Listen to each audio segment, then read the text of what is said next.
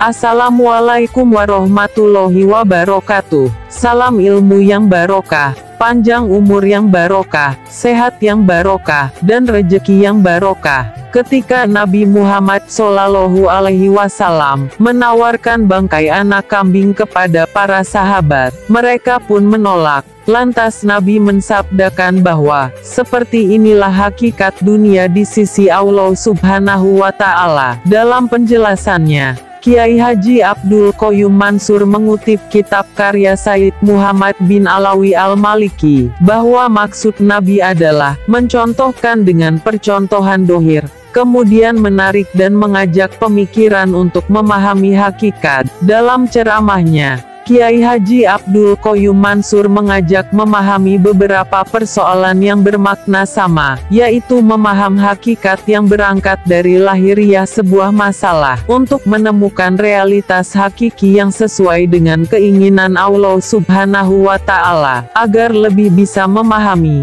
Kita saksikan saja video ceramah Kiai Haji Abdul Qoyum Mansur berikut ini. Selamat menyaksikan.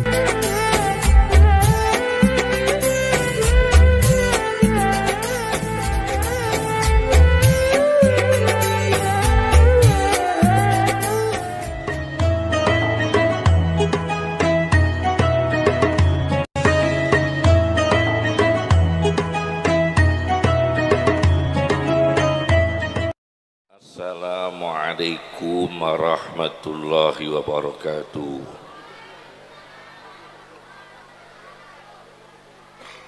Bismillahirrahmanirrahim. Hamdanillah, salatan wassalaman ala sayyidina wa habibina wa tibbi qulubina Muhammad ibn Abdillah Rasulillah wa ala man sahibah wa man tabi'ahudah, amma ba'd. Yang kami hormati Habib Muhsin dari Tanggul Jember, yang kami hormati Romo Kiai Ubab, Romo Kiai Naji, Romo Kiai Abdul Rauf, Romo Kiai Idror, segenap para asatid, asatidah, peserta didik, para santri yang semoga diberkahi oleh Allah, dimuliakan oleh Allah, dibahagiakan oleh Allah, diberikan ilmu yang manfaat, ilmu yang barokah di dunianya, di alam barzahnya, kemudian di akhiratnya. Sholawat yang kita lantunkan, kita nikmati, kita hayati, semoga menjadi motivasi kita sebagai generasi yang cinta kepada Rasulullah, generasi yang menghidupkan sunnah Rasulullah Sallallahu Alaihi Wasallam. Izinkan kami mengangkat satu bab dalam satu kitab Sayyid Muhammad ibn Alawi Al-Maliki. Kitabnya berjudul Muhammad Rasulullah Sallallahu Alaihi Wasallam Al-Insanul Kamil. Nabi Muhammad manusia yang sempurna. Di dalam kitab tersebut, Sayyid Muhammad ibn Alawi Al-Maliki menceritakan satu hadis di mana Rasulullah menemukan bangkai seekor kambing yang umur setahun, Jadyun. Jadyun itu bangkai yang umurnya baru 1 tahun. Bijadyin asakka, telinganya kecil. Keadaan bangkai di pasar. Bangkai kambing ini yang cacat secara fisik. Sudah bangkai, kupingnya kecil. Diambil oleh Nabi. Lalu Nabi mengatakan, siapa yang mau membeli bangkai ini dengan harga 1 dirham? Semua sahabat menolak, tidak mau ya Rasulullah, karena bangkai kami semua tidak mau membelinya dengan 1 dirham. Siapakah yang mau menerima bangkai ini tanpa membayar sepersen pun? Sahabat tidak mau, karena bangkai. Jangankan bangkai, ketika hidup saja kami tidak mau, karena telinganya kecil, apalagi sudah menjadi bangkai. Akhirnya Rasulullah SAW mengatakan, demi Allah, dunia lebih hina daripada bangkai ini. Demi Allah, dunia lebih hina bagi Allah daripada bangkai tersebut, kambing yang umur 1 tahun yang telinganya kecil. Ini Sayyid Muhammad memberikan kata komentar, Nabi membawa alam fikir manusia dari hal yang kelihatan mata menuju zihniyah ilmiah, pemikiran yang kemudian kita merenung. Bangkai tidak berharga, dunia lebih tidak berharga daripada bangkai. Ini Nabi, kata Sayyid Muhammad, melakukan transformasi, yaitu dari surah mahsusah, bentuk yang kelihatan mata bangkai, dibawa pada dihniyah ilmiah, pada pemikiran, supaya kita tahu lebih hina dunia daripada bangkai. Itu kata Sayyid Muhammad dalam catatannya di dalam kitab Muhammad Rasulullah Al-Insanul Kamil. Jadi kita sebagai manusia dibawa oleh Rasulullah, kalau melihat hal yang kelihatan mata, berfikirlah. Kita melihat musibah, berfikirlah. Kita melihat kemungkaran, berfikirlah. Kita melihat dosa, berfikirlah. Kita melihat kebodohan, berfikirlah. Kita melihat kesesatan, berfikirlah. Itu arah Sayyid Muhammad ibn Alawi al-Maliki. Kenapa demikian? Karena menurut hitungan yang kami hitung dalam Al-Quran, ternyata berfikir itu disebut 18 kali. Kata fakkaro dalam bentuk fi'il madhi, kemudian yatafakkaru, kemudian yatafakkaruna, kemudian tatafakkaruna, kemudian tafakkaru, berfikir 18 kali totalnya itu. Fakkaro, ingat kami, hanya 1 kali dalam Al-Quran. Kata fakkaro 1 kali. Kemudian yatafakkaru 2 kali. Terbanyak yatafakkaruna mencapai 11 kali. Tatafakkaruna hanya 3 kali. Tafakkaru 1 kali. Nah, total 18 kali. Ternyata kita harus berfikir. Di antaranya berfikir dalam diri sendiri. Awalam yatafakkaru fi anfusihim. Berfikir dalam diri kita sendiri.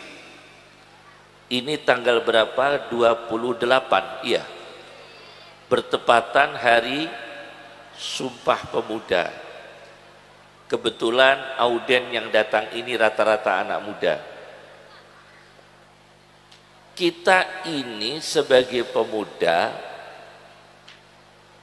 pemuda itu dalam Al-Quran, innahum fityatun amanu bi rabbihim mazidnahum huda. Ialah pemuda yang menjaga imannya, menjaga akidahnya. Ini anak Habib, kalau kita di Indonesia memang senang melihat umat Islam banyak, tapi persentase di Majelis Ulama Indonesia, Komisi Dakwah melaporkan persentase umat Islam menurun. Jadi menurun. Ketika Orde Baru itu memang umat Islam mencapai 90%. Tapi MUI laporan dari Komisi Dakwah, sekarang umat Islam di Indonesia tinggal sekitar 75%. Kurang dari 80%. Apakah data ini akurat atau tidak akurat? Data ini valid atau tidak valid? Paling tidak kita ini menjadi prihatin. Umat Islam banyak yang cinta agamanya, tapi tidak pernah membawa orang lain masuk ke Islam.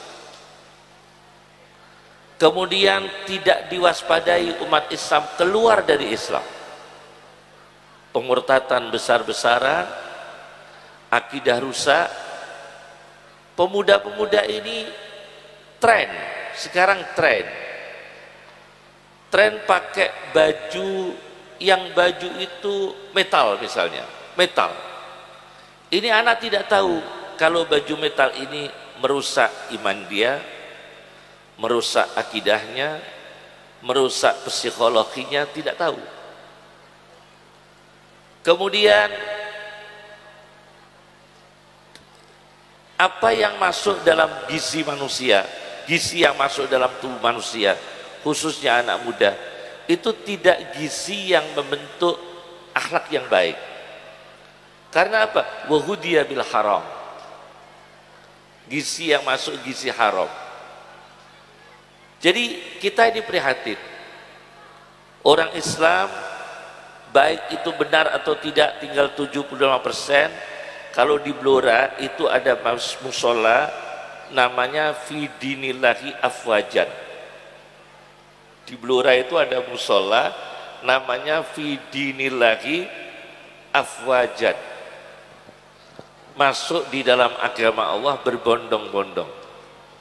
Ini berpikir dalam diri sendiri. Yang kedua, Al-Quran bicara wa yatafakkaruna fi khalqis samawati wal ardi. Berpikir dalam penciptaan langit dan bumi. Kalau bapak dan ibu guru tahu istilah hukum alam, itu kalau yang mengucapkan orang Islam, istilah hukum alam, memang dia memaknainya ciptaan Allah yang ada pada alam. Tapi istilah hukum alam pertama muncul itu ateis, bukan Islam. Istilah hukum alam muncul itu bagi mereka yang ateis. Einstein, adik-adik tahu Einstein, ahli fisika, itu dulunya Yahudi, tapi akhirnya ateis, tidak percaya Tuhan, apalagi Allah Subhanahu wa ta'ala. Dia faham langit, dia faham bumi, tapi tidak percaya Tuhan. Maka dia munculkan istilah hukum alam, menghilangkan tauhidnya, seolah-olah tidak ada campur tangan Allah kepada alam. Alam terjadi dengan sendirinya. Dan ini pendidikan masuk tanpa disteril. tanpa disteril. Jadi kadang-kadang tauhid kita dengan pelajaran kita itu kadang berlawanan. Tauhid kita mengatakan kullun biqadari, kullun biqada'i, semua dengan takdir Allah, semua dengan keputusan Allah, tapi kita disuguhi hukum alam yang produknya orang ateis. Nah, maka caranya harus bagaimana? Hukum Allah yang ada pada alam, itu yang benar. Hukum Allah yang ada pada alam. Ini berpikir namanya. Karena Rasulullah tadi teorinya dari sesuatu yang kelihatan mata, bawalah ke alam pikiran. Itu Sayyid Muhammad Ibn Alawi Al-Maliki. 2. Yang ketiga, berpikir dalam madu lebah. Fihi syifa'un linnas, inna fi dzalika la ayatan liqaumi yatafakkarun. Allah mengeluarkan madu. Corona itu yang terbaik pakai madu. Pakai madu terbaik. Kalau tidak bisa madu Yaman kan mahal. Ya sudahlah, madu gembong. Gembong pati itu kan murah. Madu gembong, madu batang itu murah. Kalau madu dari Yaman mahal. Pokoknya pakai madu. Karena apa? Itu bagus untuk corona. Fihi syifa'ul linnas. Di satu negara saya punya teman namanya Iqbal. Iqbal ini adalah pakar Islam dalam bidang herbal di Malaysia, Dr. Iqbal. Dia belajar di Norwegia. Di Norwegia itu ada rumah sakit khusus Tibbun Nabawi, tapi yang punya Kristen. Rumah sakit Tibbun Nabawi, rumah sakit kedokteran Nabi, pakai jinten ireng, pakai wudu, pakai pokoknya habah sauda, madu, zam-zam, semua pakai kesehatan Nabi. Tapi yang punya Kristen. Dan notanya saya dikasih tahu notanya itu, tulisannya wa nunazzilu minal Qur'an ma huwa syifa. Ada nota yang tulisannya fihi syifa'ul linnas. Jadi kuitasinya itu, buku-bukunya itu tulisan Quran semua. Pakainya pakai Tibbun Nabawi. Tapi kita umat Islam sendiri sudah meninggalkan Tibbun Nabawi. Kesehatan menurut Nabi Shallallahu Alaihi Wasallam. Jadi ini kita pakai madu. Kenapa? Menurut Ibnu Ashur, saya baca dalam tafsirnya At-Tahrir wa Tanwir, tafsir karya Ibnu Ashur. Ibnu Ashur mengatakan tawon atau lebah yang keluar madu itu tawonnya banci.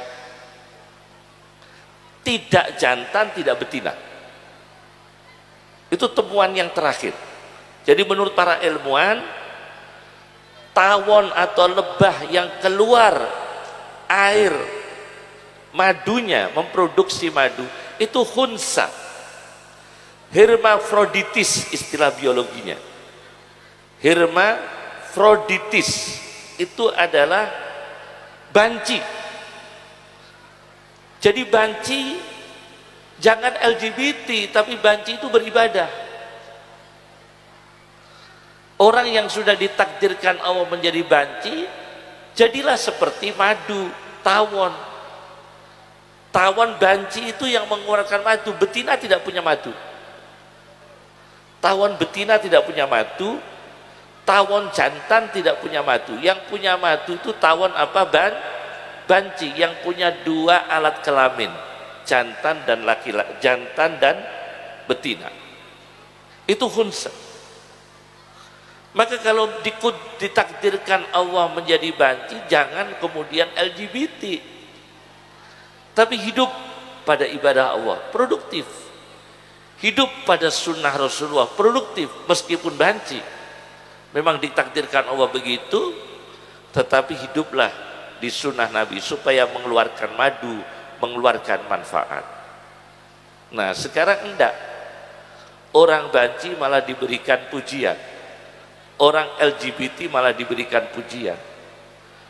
Fihi syifa'ul linnas inna fi dzalika, bukan orang banci, LGBT. Fihi syifa'ul linnas inna fi dzalika la ayatal liqaumin yatafakkarun. Jadi berfikir itu ada berfikir pada diri sendiri, satu. Yang kedua berfikir dalam langit dan bumi. Yang ketiga berfikir tentang produksi lebah yaitu madu. Dengan izin Allah Subhanahu wa ta'ala, ternyata madu keluar dari lebah yang banci, al-khunsa. Maka kita berpikir, bagaimana kita ini menjadi pemuda yang menghasilkan tafakkur, berpikir yang berkarya, berkarya yang berpikir. Saya ingat ada ulama namanya Abi Dawud yang punya kitab Sunan Abi Dawud. Ada ulama Abi Dawud itu ahli hadis, beliau orang Afghanistan. Sijistan itu Afghanistan. Abi Dawud itu didatangi oleh ulama sufi namanya Sahal bin Abdillah At-Tustari. Jauh-jauh dari Tustar itu Iran, datang ke Abi Dawud Afghanistan, jauh-jauh. Itu tujuannya apa? Mau mencium lidahnya Imam Abi Dawud. Jadi ketemu Imam Abi Dawud keluarkan lidahmu. Lidahmu keluarkan, aku ingin mencium lidah yang membaca hadis Nabi. Karena lidahmu itu penuh dengan hadis Nabi, akhrij lisanak, keluarkan lidahmu, aku cium. Nah ini berpikir pada organ manusia. Carilah organ manusia yang lidahnya berilmu, seperti Imam Abi Dawud, lidahnya penuh dengan hadis, dicium oleh Sahal bin Abdillah At-Tustari. Subhanallah, saya tidak pernah lihat ada santri mencium lidahnya kiai. Belum sampai ada santri saking cintanya sampai mencium lidahnya kiai, itu jarang saya temui.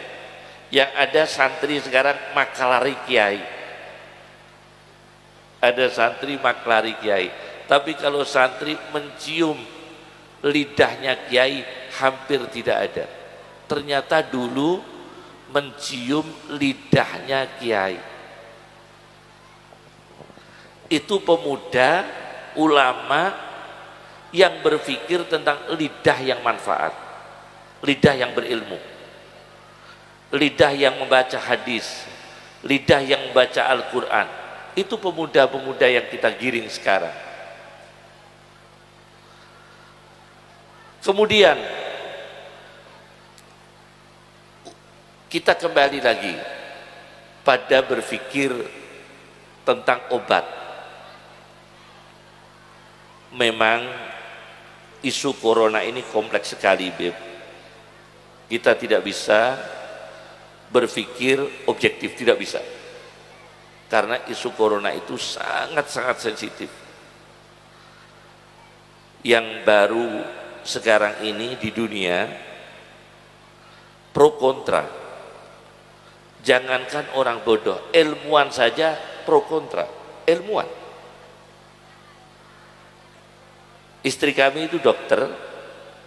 Dokter-dokter itu tidak semua sepakat. Ada yang begini, ada yang begini, ada yang begini, ada yang begini. Pro kontra. Kenapa bisa demikian? Karena kita tidak tahu konspirasinya. Maka kita harus berpikir berpikir konspirasi apa yang terjadi ini. Apakah ada kesengajaan virus itu dibuat? Apakah alamiah dengan izin Allah Subhanahu wa ta'ala? Tetapi pemuda sekarang ini, anak-anak kita sekarang ini, sementara ini pendidikannya daring sejak ada Corona COVID-19. Masya Allah, pendidikan daring ini sangat-sangat memprihatinkan. Dari satu kelas saja, satu kelas itu yang maksimal mengikuti pelajaran kadang di bawah 30%. Betul ya? Di bawah 30% yang maksimal. Akibat isu COVID-19. Belum kenakalan yang timbul selama COVID ini, karena waktunya tidak ada waktu yang positif. Mulai pagi sampai malam, besoknya lagi. Maka berapa anak yang bergaul bebas, berapa anak yang di kafe, berapa anak ada di tempat-tempat kemungkaran, berapa anak yang meninggalkan sholat, berapa anak yang hidup dalam pergaulan bebas selama COVID ini. Itu tidak bisa dihindari akibat isu COVID. Maka saya mengatakan berpikir, harus dipikir. Kita percaya, tapi jangan mengimankan seperti rukun iman. Maksud saya begitu. Kita percaya adanya COVID, tapi jangan mengimankan seperti rukun iman. Kedua, ada satu arahan dari para ulama, apabila terjadi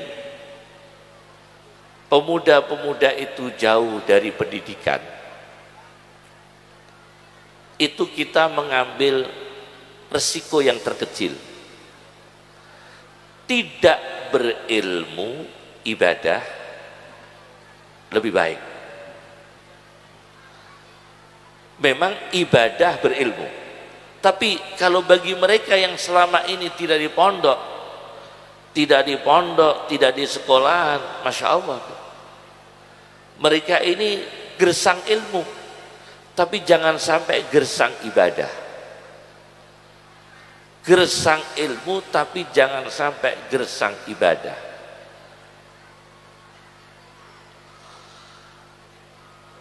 Angka kenakalan kita termasuk tinggi.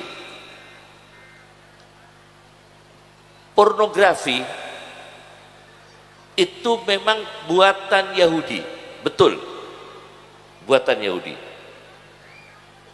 Swiss termasuk tinggi. Tapi ranking yang termasuk 10 besar pornografi adalah Indonesia. Itu diakui atau tidak diakui. Jadi situs porno itu konsumen tertinggi termasuk Indonesia. Situs porno. Padahal porno itu merusak saraf. Bukan hanya merusak akal, merusak saraf, otak. Awalam yatafakkaru fi anfusihim. Apakah tidak berpikir? Game, anak-anak ini sekolah kalau pakai HP nggak meninggalkan game, video game.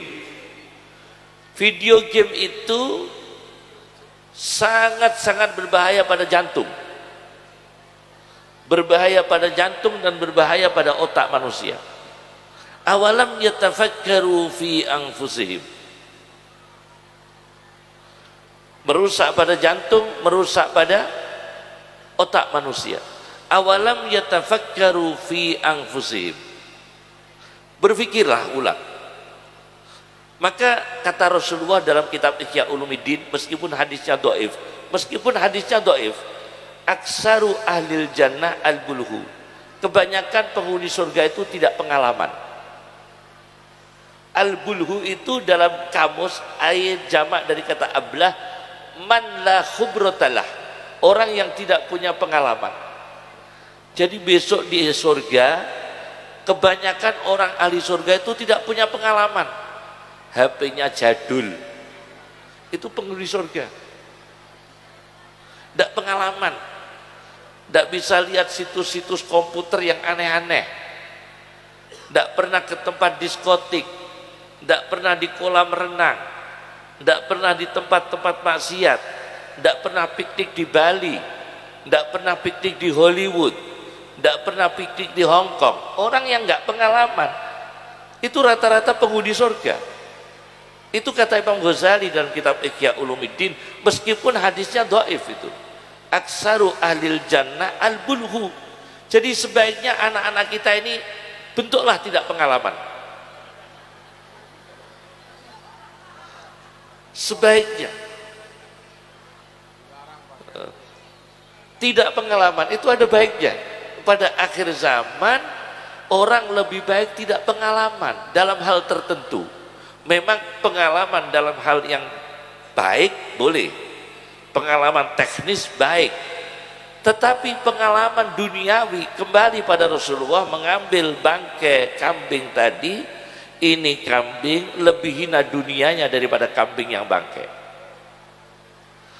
Sampai Imam Ghazali mengutip hadis aksaru ahlil jannah al-bulhu, kebanyakan penghuni surga itu tidak pengalaman. Masya Allah, dalam kitab Ihya Ulumuddin. Ada lagi,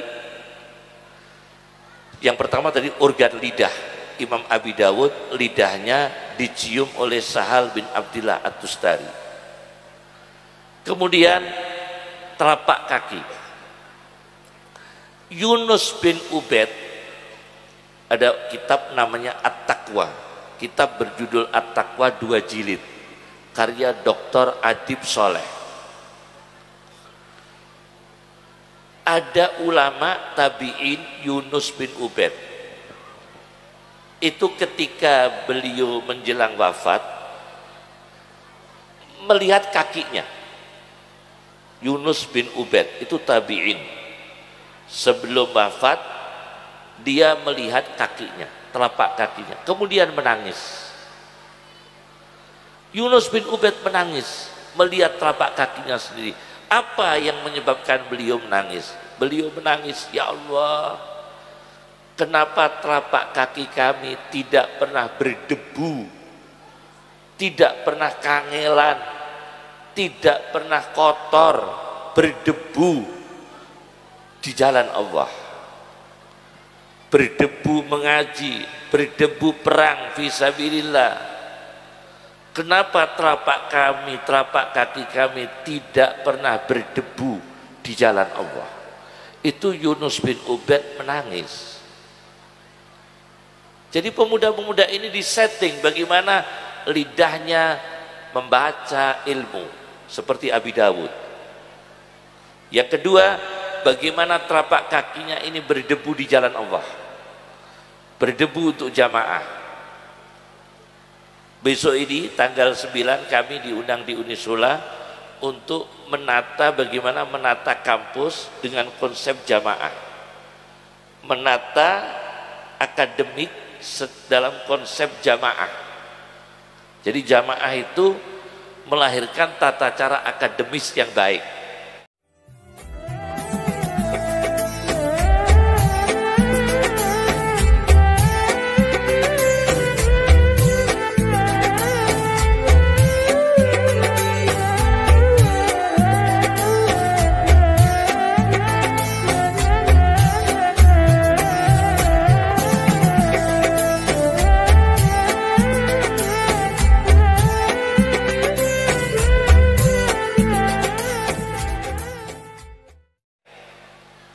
Yunus bin Ubaid menangis, telapak kakinya tidak pernah berdebu di jalan Allah. tangan kita tidak pernah berdebu. Sampai dalam kitab taklim kalau tidak salah, kitab saja dilumuri dengan debu. Orang haji yang sangat istimewa, orang haji yang kusut, yang penuh dengan debu. Jadi kita berdebu. Nah, biasanya yang necis-necis itu, yang penampilannya bagus, yang necis-necis, itu memang Masya Allah, memang di sana ruangnya.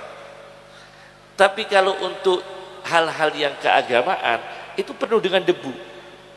Kusut, kotor, tidak rapi, Masya Allah. Pada zaman Belanda, pondok pesantren terapi itu Tebu Ireng. Pada zaman Belanda. Karena di Tebu Ireng, santri itu sudah pakai setrika. Pada zaman Belanda. Jadi mau dolan ke kamar sebelah itu bajunya disetrika dulu. Mondok di Tebu Ireng, ayah saya, Kiai Musa Sarah, Mbah Ghazali, almarhumah, Mbah Ghazali, Kiai Musa, Mbah Juwaini, Kiai Fadl Senori, itu satu angkatan dengan ayah saya di Tebu Ireng. Itu kalau mau ke kamar sebelah, bajunya tidak rapi itu malu. Bajunya rapi, disetrika dulu. Mau ke kamar sebelah, disetrika dulu.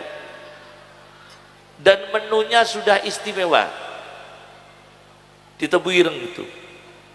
Karena di Tebu Ireng itu Mbah Hasyim Asy'ari jual sate kambing. Ini saya buka ini. Mbah Hasyim Asy'ari itu punya kantin, menunya apa? Sate kambing. Jadi santri zaman Mbah Hasyim itu malah makannya itu sate kambing. Tapi Mbah Hasyim Asy'ari subhanallah, mulai berpakaian sunnah, pakai sandalnya sunnah, actionnya sunnah, jihad, pikirannya sunnah. Tidak pernah Mbah Hasyim Asy'ari masuk tempat kamar mandi itu lepas songkok, tidak pernah, pakai sunnah. Jadi masuk toilet kepalanya tertutup, itu Mbah Hasyim Asy'ari, pakai sunnah. Memberi sangu putra-putranya semua sama, pakai sunnah. Semua pakai sunnah Mbah Hasyim Asy'ari. Nah, itu menghidupkan sunnah Rasulullah SAW. Pemuda-pemuda ini bagaimana mereka ini berpikir, telapak kakinya penuh dengan debu fisabilillah, kepalanya berdebu fisabilillah, tangannya berdebu fisabilillah, kakinya berdebu fisabilillah, jerih payah, letih di jalan Allah. Itu telapak kaki. Pertama lidah, kedua telapak kaki, yang ketiga kepala. Imam Abu Hanifah itu diceritakan punya murid namanya Abdullah bin Farruh. Abdullah bin Farruh itu pernah kepalanya kena bata rumahnya Imam Abu Hanifah. Jadi bata rumah Imam Abu Hanifah itu jatuh. Bata di rumah Abu Hanifah jatuh, ngantem kepalanya Abdullah bin Farruh, menjatuhi kepalanya Abdullah bin Farruh, dan berdarah. Apa itu? Luka berdarah. Maka Abu Hanifah menawari, saya ganti uang atau saya ganti hadis. Begitu Imam Farruh. Masya Allah. Abdullah bin Farruh, kepalamu terbentur bata jatuh dari rumahku. Karena itu bata rumahku menjatuhi kepalamu. Kepalamu bocor dan berdarah. Saya ganti uang atau ganti 300 hadis? Kira-kira kalau sekarang milih mana? Uang. Tapi Abdullah bin Farruh yang kepalanya pecah, terbentur, kepalanya berdarah, bukan pecah, berdarah, memilih 300 hadis daripada menerima uang daripada Abi Hanifah. Ini orang dulu lebih cinta ilmu daripada uang. Itulah pemuda, kepalanya tidak diperhitungkan karena ilmu 300 hadis lebih mulia daripada kepalanya. Ini ajaran Imam Abi Hanifah radhiyallahu anhu. Awalam yatafakkaru fi anfusihim, berpikir pada diri kita, mulai dari lidah kita, telapak kaki kita, kepala kita. Ini berpikir dalam awalam yatafakkaru fi anfusihim. Kemudian untuk pemuda-pemuda, adik-adik yang mondok, target kita adalah menjadi anak soleh. Berilmu itu nomor 2. Target kita adalah menjadi manusia soleh. Ada dokter Ali Fikri, dokter Ali Fikri, bukan dokter, dokter Ali Fikri itu dokter, punya kitab Al-Insan, As-Samirul Muhaddib, Ahsanul Qasas dan sebagainya. Dokter Ali Fikri menceritakan Umar bin Abdul Aziz itu kan pejabat, sultan. Beliau tidak begitu memikirkan masa depan anaknya dalam soal dunia. Kalau soal ilmu iya dipikir, soal akhlak iya dipikir beliau, soal keselamatan iman dipikir beliau, soal kebahagiaan akhirat dipikirkan beliau. Tapi soal kesejahteraan dunia sama sekali tidak dipikir. Beliau kemudian ditanya, wahai Umar bin Abdul Aziz, Anda ini penguasa, Anda ini sultan, khalifah, kok tidak memikirkan anak-anak penjenengan, kesejahteraannya, kerjanya apa? Kata beliau, kalau anak saya ini soleh, wa huwa yatawallas sholihin. Kata beliau, kalau anak-anak saya ini soleh, wa huwa yatawallas sholihin, nanti Allah yang mengurusnya. Tapi kalau anak saya ini saya targetkan sesuatu,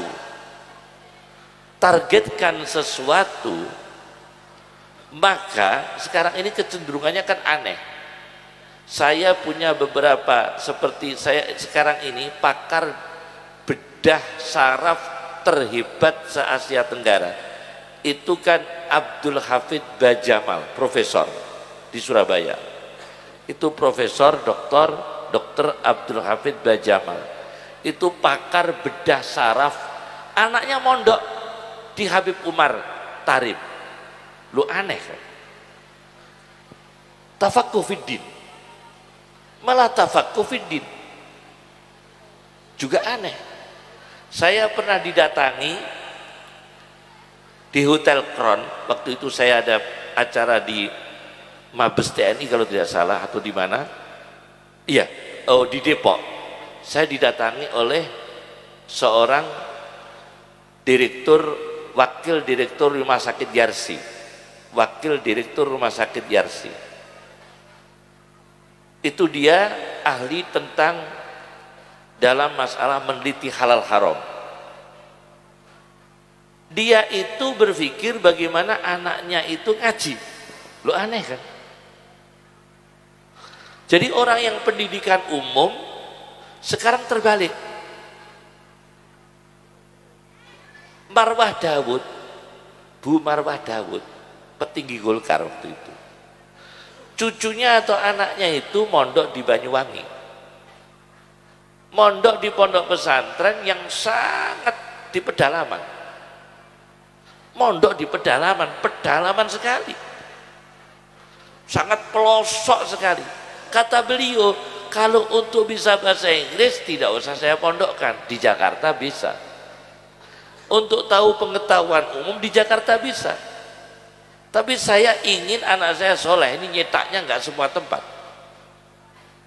Tidak semua tempat bisa mencetak pemuda menjadi soleh. Itu pikiran orang sekarang.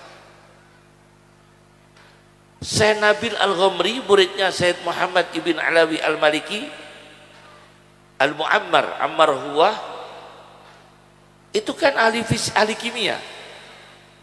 Beliau ahli kimia. Dunnun Al-Misri ahli kimia. Subhanallah. Saya punya sahabat penanggung jawab dakwah di Cicagu, masih hidup sekarang. Itu penanggung jawab dakwah di Cicagu. Pernah bertemu kami, cerita. Izinkan kami cerita, Kiai. Kami ini orang yang pertama kali mengadakan Jumatan di Cicagu. Pertama kali. Sebelum kami tidak ada Jumatan di Cicagu. Baru kami yang mengadakan Jumatan di Cicagu. Tapi tidak diizinkan hari Jumat. Jumatan harus hari Minggu. Ya.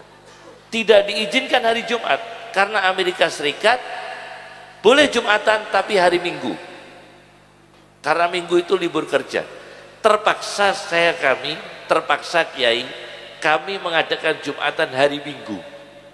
Batinku ya tetap keliru, batinku. Ya tetap keliru, Jumatan kok hari Minggu itu mingguan itu. Bukan Jumatan tapi apa? Mingguan. Ternyata ada itu penanggung jawab dakwah di Amerika Serikat melakukan Jumatan hari Minggu. Kata dia ijtihad beliau, saya tanya, ya tetap tidak sah Ustadz Jumatan di hari Minggu. Iya, tapi daripada kami tidak mengenalkan Jumatan, nanti sulit izinnya. Pelan-pelan meskipun hari Minggu diizinkan, saya hari Minggu. Seperti Sayyid Qutb, Jumatan di atas kapal tidak boleh kan? Tapi Sayyid Qutb itu di kitab Fi Dilalil Quran khutbah Jumat di atas kapal. Karena yang dengar itu orang Kristen, orang ateis, orang komunis. Mumpung ada orang komunis kumpul, dia pidato khutbah Jumat di atas kapal. Jumatan 5 orang di atas kapal, kan tidak sah secara fikih. Tapi tujuannya dakwah. Itu pernah dilakukan oleh Sayyid Qutb, diceritakan dalam kitab Fi Dilalil Quran. Jadi orang merintis, orang soleh itu pokoknya difikir sekali. Kesempatan bagaimana orang menjadi soleh. Wa huwa yatawallas shalihin. Umar bin Abdul Aziz sampai mengatakan, kalau anak saya soleh, Allah yang akan mengurusnya. Wa huwa yatawallas shalihin. Awalam yatafakkaru fi anfusihim. Berpikir dalam diri sendiri. Jadi target kita adalah anak-anak ini menjadi soleh, orang tuanya soleh. Yang terakhir, Rasulullah Shallallahu Alaihi Wasallam itu punya doa. Doa ini juga bagus untuk dibaca supaya punya keturunan yang baik, punya jantung yang sehat, dan punya organ yang bagus. Di dalam kitab Musnadu Ahmad, Rasulullah Shallallahu Alaihi Wasallam berdoa, Allahumma inni a'udzubika, ya Allah, sesungguhnya kami berlindung kepadamu, min syarri sam'i, dari keburukan pendengaranku. Ya Allah, jangan sampai saya mendengarkan musik-musik yang tidak bermanfaat. Min syarri sam'i, dari keburukan pendengaranku. Wa basari, dan buruknya penglihatanku. Sehatkan pendengaran kami ya Allah. Sehatkan penglihatan kami ya Allah.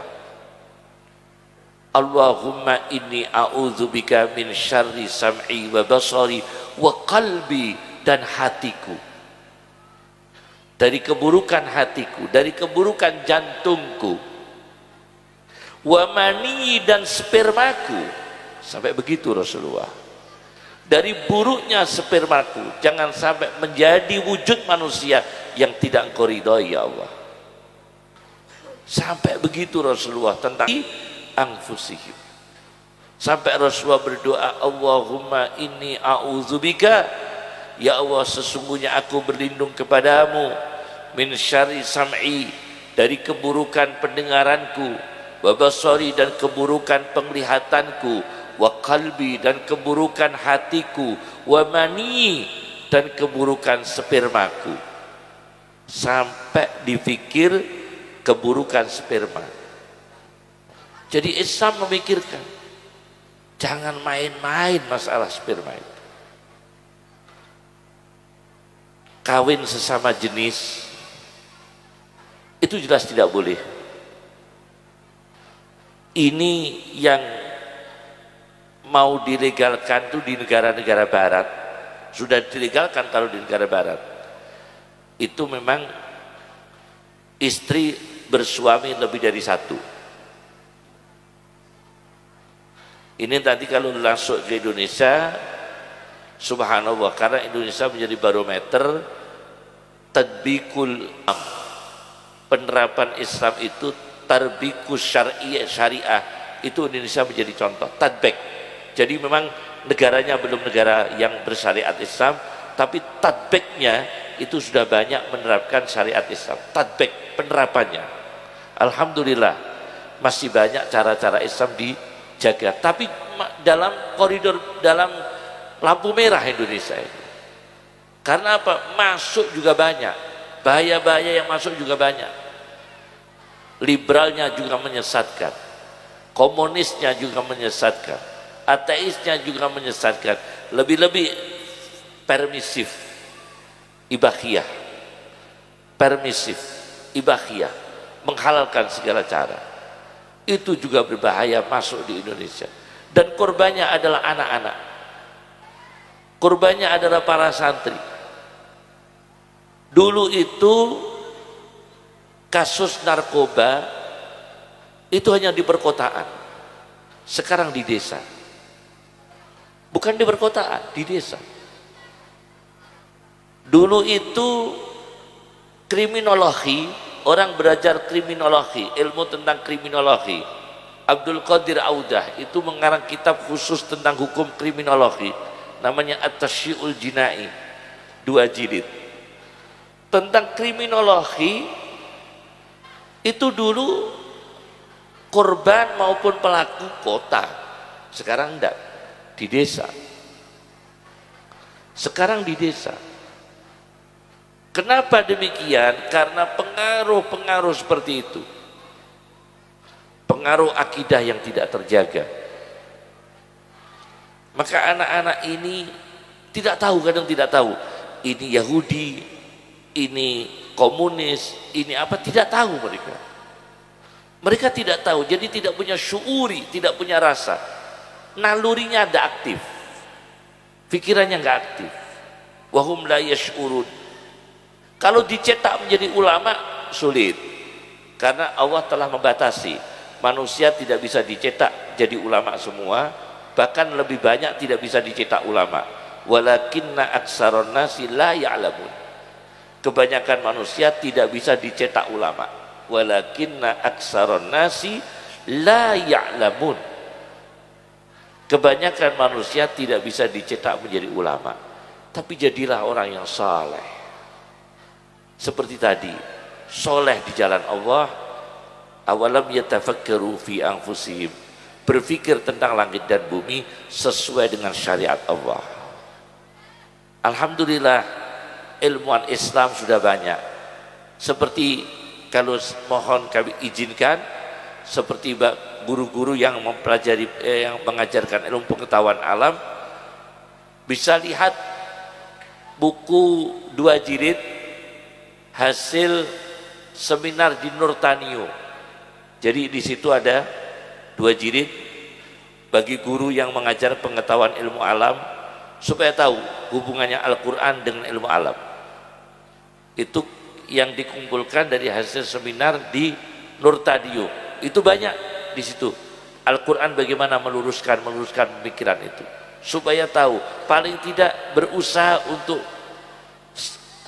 tidak berlawanan dengan Al-Quran dan Sunnah. Kemudian banyak lagi ulama seperti siapa itu dalam Al-Mu'jizatul Ilmiah fis Sunnah, juga ada Al-Mu'jizatul Ilmiah fis Sunnah An-Nabawiyah dan sebagainya. Inilah yang bisa saya sampaikan, semoga bermanfaat, barokah. Terakhir kami mau memberikan doa dari Mbah Hasyim Asy'ari yang diberikan kepada ayah kami diberikan kepada kami, yaitu doa tahassontu bihisni la ilaha illallah Muhammadur Rasulullah. Tahassontu bihisni la ilaha illallah, aku membentengi, aku menjaga dengan benteng la ilaha illallah Muhammadur Rasulullah. 6 kali dibaca dengan ludah kecil. Jadi ke kanan baca ludah, ke kiri membaca ludah, ke belakang baca ludah, ke depan, belakang, atas, bawah, kanan, kiri pakai ludah kecil semua. Itu bahasa Asy'ari. Insya Allah dijaga dari semua malah bahaya, dijaga dari berbagai bahaya. Tahassontu bihisni la ilaha illallah Muhammadur Rasulullah, itu doa diberikan Mbah Hasyim Asy'ari kepada ayah saya, dan ayah saya diberikan kepada saya. Ini doa untuk menjaga sami-sami.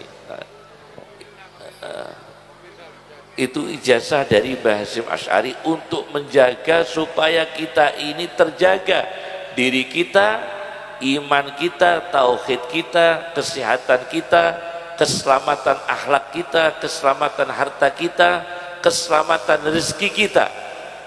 Tahassontu bihisni la ilaha illallah Muhammadur Rasulullah. Allahumma akhdina bil ilmi wa zayyinna bil hilmi wa akrimna bit taqwa wajamilna bil afiyah.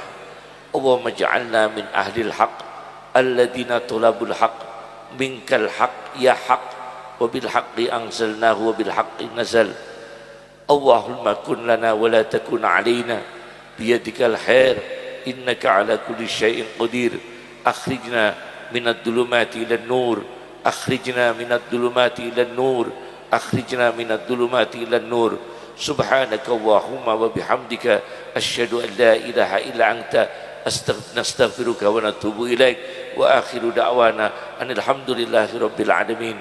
Assalamualaikum warahmatullahi wabarakatuh.